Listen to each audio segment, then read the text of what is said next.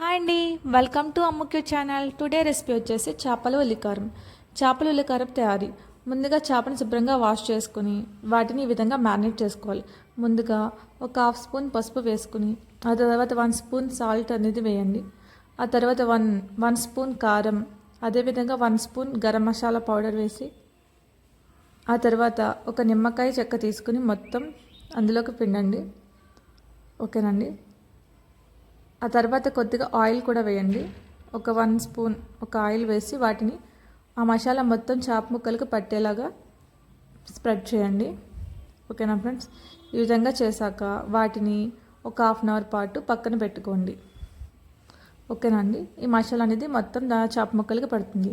ఆ తర్వాత ముందుకు ఒక 3 ఉల్లిపాయలు కానీ 2 పెద్ద ఉల్లిపాయలు కానీ తీసుకుని అదేవిధంగా ఒక 15 వెల్లుల్లిపాయలు, అల్లం ముక్క ఒక అంచు తీసుకుని వాటిని ముందుగా మిక్సీ పట్టుకోండి.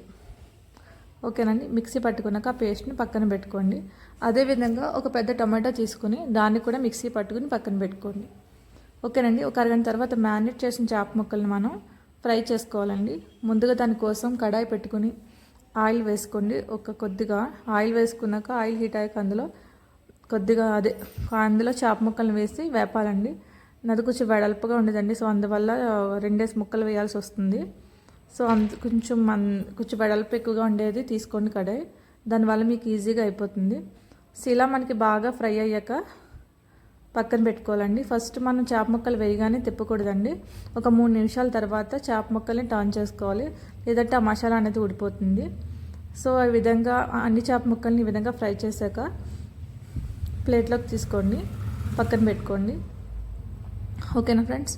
సో ఈ విధంగా ఎర్రగా వస్తే చాలా టేస్టీగా ఉంటుంది. సో ఇలా వచ్చిన వాటిని ప్లేట్లో తీసుకుని పక్కన పెట్టుకోండి. ఆ తర్వాత కడాయి పెట్టుకొని అందులో కొద్దిగా ఆయిల్ వేసుకోండి. ఉల్లికారానికి కోసం మనం చేయాలి ఇప్పుడు కర్రీ. సో ఆ విధంగా ఆయిల్ హీట్ అయ్యాక 2 పచ్చిమిర్చి, ఒక రెమ్మ కరివేపాకు వేసి బాగా ఫ్రై అయ్యాక ఒక చిన్న ఉల్లిపాయ వేసి బాగా ఫ్రై చేసుకోండి మెత్తగా. ఉల్లిపాయలు బాగా మగ్గే వరకు ఫ్రై చేసుకున్నాక అందులో మనం ఆల్రెడీ రెడీ చేసి పెట్టుకున్న ఉల్లిపాయ, అల్లం వెల్లుల్లి పేస్ట్ కూడా వేసి అందులో ఫ్రై చేయండి. ఓకేనండి. సో దానికి రుచికి సరిపడే ఉప్పు కూడా వేసుకోండి. అదేవిధంగా కొద్దిగా పసుపు వేసి బాగా కలపండి. ఓకేనా ఫ్రెండ్స్. ఇలా ఈ విధంగా కలిపాక వాటిని మూత పెట్టి కాసేపు మగ్గించుకోండి. ఆయిల్ తేలే వరకు మగ్గించుకోవాలి. ఆ తర్వాత కొద్దిగా కారం వేసి వాటి కూడా బాగా కలిపి మగ్గించుకోండి. ముందుగానే కారం వేసినా పర్వాలేదండి, కాకపోతే కొంచెం టైం ఎక్కువ పట్టేస్తుంది. సో మనం బాగా ఇక్కడే ప్రాసెస్ అనేది ఎక్కువ టైం పడుతుందండి. వీటిని బాగా మగ్గించుకోవాలి. ఓకేనండి. ఆయిల్ తేరే వరకు మగ్గించుకోవాలి. సో ఈ విధంగా ఆయిల్ తేరాక మనం ఆల్రెడీ రెడీ చేసి పెట్టుకున్న టమాటా పేస్ట్ని కూడా వేసి అందులో ఫ్రై చేసుకోవాలండి. ఓకేనండి. సో మనకి రుచికి సరిపడే సాల్ట్ కూడా వేసుకోండి. అప్పుడే ఆల్రెడీ ఇంతకు ముందు కొద్దిగా వేసుకున్నాం కదా. అదేవిధంగా 1 స్పూన్ గరం మసాలా పౌడర్ కూడా వేసుకోండి. ఓకేనండి. ఆ తర్వాత మొత్తం అంతా మిక్స్ చేసి మూత పెట్టుకుని వాటిని ఆయిల్ తేరే వరకు మగ్గించుకోండి. ఓకేనా ఫ్రెండ్స్. ఆయిల్ తేరాక ఈ విధంగా వస్తుందండి. సో ఈ విధంగా వచ్చాక మనం రెడీ చేసి పెట్టుకుని చేప ముక్కలను అందులో వేసి మగ్గించుకోవాలి. ఓకేనా ఫ్రెండ్స్. మనకి కొంచెం గిన్నె అనేది వెడల్పు లాంటిగా ఉన్నది తీసుకోండి. నాకు ఇక్కడ కొంచెం నాకు ఇదే అవైలబుల్గా ఉందండి. సో అందుకని ఇది మాత్రమే తీసుకున్నాను. మీరు మాత్రం కొంచెం పెద్ద గిన్నె తీసుకోండి. చేప ముక్కలు ఫ్రై చేసుకునే గిన్నె తీసుకుంటే మనకి ముక్కలన్నీ బాగా వేగుతాయి, ఉల్లికారం అనేది బాగా పడుతుంది. ఓకేనండి. ఈ విధంగా మనం ఫ్రై చేసుకున్న చేప ముక్కలన్నీ ఇందులో వేసి 1 బై 1 వేసి వాటిని లో ఫ్లేమ్లో పెట్టి మగ్గించుకోవాలండి. సో అది స్టీల్ కడాయి కాబట్టి మనకి త్వరగా మాడిపోతుందండి. సో అందుకోసం మాడకుండా పైన ఒక ప్లేట్లో కొద్దిగా వాటర్ వేసుకుని సో మగ్గించుకోండి. 2 నిమిషాల తర్వాత మూత తీసి చేప ముక్కలను చాలా జాగ్రత్తగా తిప్పుకోవాలండి. ముక్క అనేది విరగకూడదు. సో కడాయి అనేది కొంచెం పెద్దగా ఉండేలా చూసుకోండి.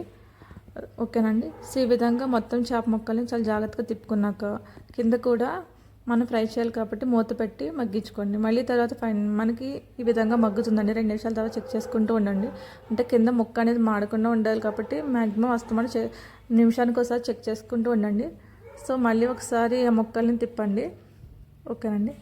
ఇలా తిప్పుకున్నాక చాలా జాగ్రత్తగా ఉల్లికారం అనేది మ్యాక్సిమం దగ్గరకు వచ్చేస్తుందండి. ఇంకోసారి మూత పెట్టి మగ్గించుకోవడమే ఫ్రెండ్స్. ఫైనల్గా మనకి చేపల ఉల్లికారం ఈ విధంగా రెడీ అవుతుంది. ఓకేనండి. సో వీడియో నచ్చితే లైక్ చేయండి, సబ్స్క్రైబ్ చేసుకోండి ఫ్రెండ్స్. ఓకేనండి. మనకి ముక్క అనేది ఈ విధంగా ఎగుతుంది. సో తప్పకుండా ట్రై చేయండి, చాలా టేస్టీగా ఉంటుంది. థ్యాంక్ యూ అండి.